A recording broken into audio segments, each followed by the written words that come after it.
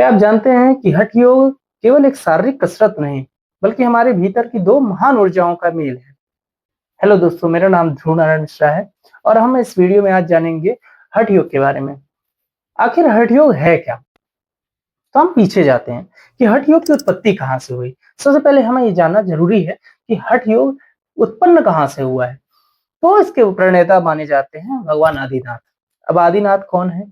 आदिनाथ आप आम बोलचाल की भाषा में भी जानते होंगे कि भगवान शंकर का एक नाम आदिनाथ भी है। भगवान शंकर के और कई सारे नाम हैं, जिनमें से उन्हें आदि योगी भी कहा जाता है, आदिनाथ भी कहा जाता है। तो हठ योग के प्रणेता भगवान शंकर को माना जाता है। सर्वप्रथम जब उन्होंने किसी को यह दीक्षा दी, वो माँ पार्वती को माना जाता है। भगवान शंकर ने माता पार्वती को हठ योग के बारे में बताया। अब हम इसकी भ्रांतियां भी जानते हैं कि हठ योग क्या है, क्यों है, इसका अर्थ क्या है। सर्वप्रथम हम इनकी भ्रांतियों के बारे में जानते हैं। तो हमें लगता है कि जैसे हठ, फोर्सफुली, जबरदस्ती, जिस तरह से हमने बचपन से सुनते आए हैं कि जो है यह बच्चा हठ कर रहा है, ये इस चीज के लिए हठ कर रहा है, या हठ शब्द से हमें सिर्फ यही समझ में आता है कि कोई चीज फोर्सफुली की जा रही हो और फोर्सफुली वो चीज बताई जा रही हो। हम आमतौर पर योग के लिए भी ये सोचते हैं कि जो जबरदस्ती तोड़ मड़ोड़ के अपने शरीर से जो योग कर रहा है वह हठ योग होगा। यह जरूरी नहीं है। यहाँ पे हठ योग का एक अलग ही महत्व या अलग ही अर्थ बताया गया है। हठ योग क्या है? आखिर इसका अर्थ हम जानते हैं। हठ हठ दो शब्दों से मिलकर बना है। एक है हकार, एक है ठकार। मतलब ह और ठ दो शब्दों से मिलकर बना है हठ योग। अब इसके बारे में हम जानते हैं कि ह और ठ से क्या मतलब है। इससे हम क्या समझ सकते हैं? ह से हकार, ठ से ठकार। असल में हमारा ये जो शरीर है, यह अनेक प्रकार की नाड़ियों से मिलकर बना है। कहा जाता है कि हमारे शरीर में 72,000 नाड़ियां हैं, पर कुछ ग्रंथों में इसे ज्यादा भी बतलाया जाता है। ठीक है, जैसे शिव संहिता में इसे लाख से पार बताया जाता है। ठीक है, तो हमारे शरीर में 72,000 नाड़ियां हैं, लेकिन हमारे योग की भाषा में कहा जाता है कि यह जो 72,000 नाड़ियां हैं, इनमें से सिर्फ 3 जो हैं वह प्रमुख हैं। 3 प्रमुख हैं, अन्य भी प्रमुख हैं, लेकिन जो उनमें से जो 3 सर्व प्रमुख हैं, जिसे हमें जानना बहुत ही आवश्यक है। हमारे शरीर का मुख्य केंद्र जो होता है हमारा फेस होता है। फेस में हमारा केंद्र होता है हमारा नाक, यह हमारा नासिका जिसे कहते हैं। ठीक है, तो हमारे शरीर के जो 72,000 नाड़ियां होते हैं, उसके केंद्र को के रूप में हम अपने नासिका को जानते हैं। योग में इसी को हमारे 72,000 नाड़ियों के केंद्र के रूप में माना जाता है। 72,000 नाड़ियों के केंद्र के रूप में हमारे 3 नाड़ियों को गिना जाता है, जिसमें एक होती है इड़ा नाड़ी, दूसरी होती है पिंगला नाड़ी और तीसरी होती है सुषुम्ना नाड़ी। अब ये 3 क्या है, आइए जानते हैं।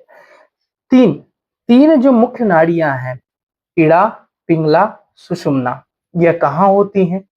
जिस तरह से मैंने आपको अभी बताया कि हमारे शरीर के एपिसेंटर या सेंटर के रूप में नासिका को कंसीडर किया जाता है।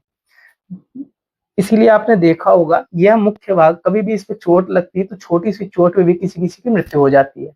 अब हम जानते हैं कि इसमें हम प्रमुखता से 3 नाड़ियों को ही क्यों लेते हैं। इड़ा नाड़ी, आपने इसके बारे में बहुत कम सुना होगा, या आप योग से जुड़े होंगे तो आपने अच्छे तरीके से इसके बारे में पढ़ा भी होगा। अब हम इसके बारे में जानते हैं इड़ा, पिंगला और सुषुम्ना है क्या। अब 3 पंचभूतों से मिलकर बना है। पंचभूत कौन कौन से पंचभूत आप जानते हैं? जल, पृथ्वी, अग्नि, वायु और आकाश। ये 5 तत्वों से मिलकर जो है यह पंचरचित यह अधम शरीर, यह शरीर भी पंच तत्वों से मिलकर बना है और सभी चीजें सूर्य और चंद्र, जिसके बिना हमारा जीवन जो है अधूरा सा माना जा सकता है, क्योंकि सूर्य दिन और रात की तरह ही हठ योग को भी देखा जाता है। दिन और रात की तरह किस तरह से? दिन, सूर्य और चंद्र, हमारे शरीर के जो 2-3 महत्वपूर्ण नाड़ियां हैं, उनमें से 2 नाड़ियों को अब सूर्य और चंद्र नाड़ियों के रूप में देखते हैं। कैसे? जो हमारी इड़ा नाड़ी है वह सूर्य को रिप्रेजेंट करती है, और जो पिंगला नाड़ी है वह हमारे चंद्रमा को रिप्रेजेंट करती है। ये होते कहाँ है? तो हमारी जो राइट नोस्ट्रल होती है, ये हमेशा सूर्य नाड़ी को प्रेजेंट करती है, जबकि हमारे लेफ्ट नोस्ट्रल हमेशा चंद्र नाड़ी को प्रेजेंट करती है। अब हम जानते हैं सुषुम्ना नाड़ी। सुषुम्ना नाड़ी को हमारे नासिका के केंद्र में माना जाता है, जो कि भीतरी हिस्से में होती है, ये सामने होती नहीं है, तो जाहिर सी बात है हम दिखा नहीं सकते। हमारा राइट नोस्ट्रल जो है वो सूर्य नाड़ी से संपर्कित है, जिसे हम इड़ा नाड़ी कहते हैं। हमारा लेफ्ट नोस्ट्रल जो कि चंद्र नाड़ी से संपर्कित है, जिसे हम पिंगला नाड़ी कहते हैं। और जो हमारे दोनों नासिकाओं के बीच होती है उसे हम सुषुम्ना नाड़ी कहते हैं। ठीक है, ये समझ गए। अब इस समझने के बाद हम यह समझते हैं कि अब इसे हठ योग में कैसे अप्लाई करते हैं। तो ह से हकार और ठ से ठकार, यानी दो शब्दों का जो अलग अलग है उसे हम एक जगह लाते हैं। सूर्य हकार और चंद्र ठकार, इन दोनों का। अब इसके बारे में एक चीज और जानना बहुत ही आवश्यक है कि हमारे शरीर में 7 चक्र होते हैं, जिसका मूल चक्र होता है मूलाधार चक्र, जो कि हमारे शरीर के सबसे निचले हिस्से में होते हैं। हठ योग से हम इन 7 चक्रों को जागृत करते हैं। किस प्रकार से? जैसे ही हमारे हकार और ठकार नाड़ी यानी सूर्य और चंद्र नाड़ी जब प्रवाहित होने लगती है सुषुम्ना नाड़ी में, तो सर्वप्रथम यह हमारे सोए हुए या कहें सुप्त अवस्था में हमारे मूलाधार चक्र या चक्रों को जागृत करने की कोशिश करते हैं। और जैसे ही हमारे सुषुम्ना नाड़ी में हमारी हकार और ठकार नाड़ियां प्रवाहित होने लगती हैं, यानी सूर्य और चंद्र नाड़ी एक हो जाती हैं, वैसे ही मूलाधार में हमारा जो है चक्र एक्टिव हो जाता है। अब हठ योग के ग्रंथ कौन कौन से हैं ये भी जानना आवश्यक है। ठीक है, हठ योग क्या है यह जान लिया आपने, लेकिन हठ योग कहाँ से लिया जाता है? अब हठ योग के प्रणेता भगवान शंकर है, जिससे इसे सर्वप्रथम भगवान शंकर से ही माना जाता है, लेकिन इसके अलग अलग ग्रंथों के रूप में भी हम इसे जानते हैं। ठीक है, तो मूल तौर से हम 2 ग्रंथों के बारे में, हठ योग के बारे में जानते हैं। एक हठ योग प्रदीप का, दूसरा घृण्य संहिता। यह 2 मुख्य ग्रंथ है। बाकी शिव संहिता और वशिष्ठ संहिता में भी हठ योग के बारे में बहुत विस्तृत जानकारी प्राप्त होती है। तो सबसे पहले हम जानते हैं हठ योग प्रदीप का क्या है और घृण्य संहिता क्या है। ठीक है, तो हठ योग जो है, हठ योग प्रदीप का, जिसके प्रणेता स्वात्मा राम जी को माना जाता है, स्वामी स्वात्मा राम जी को माना जाता है, जबकि घृण्य संहिता के रचयिता महर्षि हिरण्य को माना जाता है।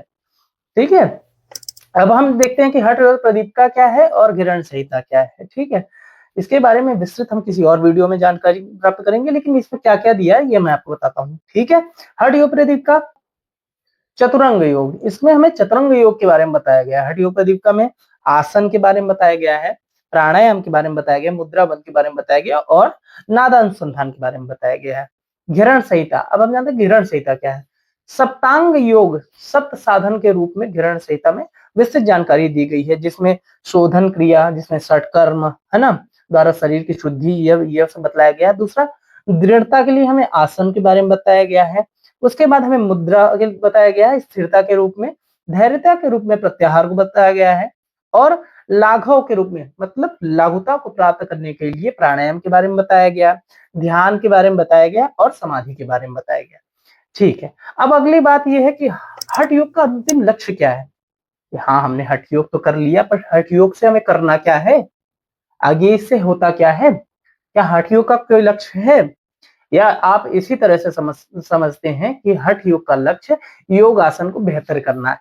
नहीं, हठ योग का मूल लक्ष्य है राजयोग की प्राप्ति। अब आप सोचिए कि राजयोग क्या है। राजयोग आपको समझना बहुत ज्यादा आवश्यक है। राजयोग है क्या? बहुत ही कॉमन सा जो है प्रश्न है कि राजयोग क्या है। आपने सुना होगा स्वामी विवेकानंद की बुक आती है राजयोग।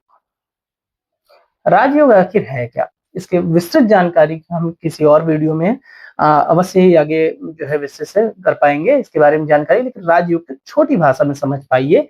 जब आप एक उस स्थिति में पहुंच जाते हैं जिसमें आपको किसी चीज से कोई फर्क नहीं पड़ता है, सभी चीजें समान हो जाती हैं, उस स्थिति में जब आप पहुंच जाते हैं वो स्थिति हो जाती है राजयोग। राजयोग क्या है? अंतिम अवस्था, जिसे समाधि भी कहा जाता है। अब समाधि क्या है इसे भी हम किसी और वीडियो में विस्तृत जानकारी से लेंगे, लेकिन आप यहाँ पे इतना समझ सकते हैं कि समाधि ही जो है वो राजयोग है।